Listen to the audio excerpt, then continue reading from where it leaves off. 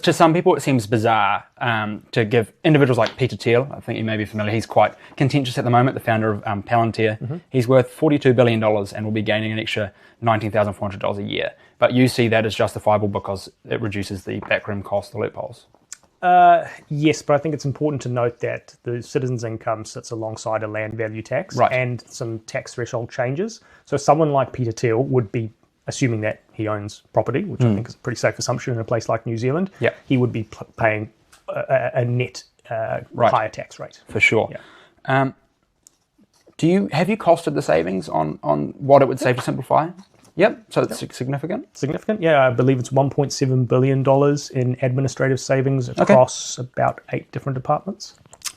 I suppose there's another element to that, and I think this might be a bit of a redundant question, but why not just give a tax break? Yeah, that's the fair question. And it's something we actually have considered and taken to the election on as a party previously. I guess what we were trying to do here is particularly when it comes to the land value tax, is create different settings and different dials that we can dial up and down.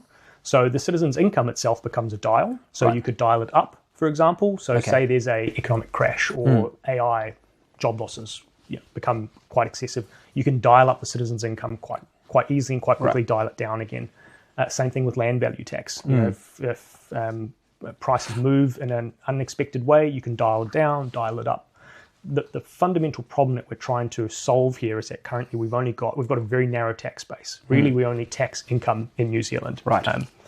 And so we want to create sort of more almost like foundational pillars of tax as a building, make some more foundations, and that gives us more options.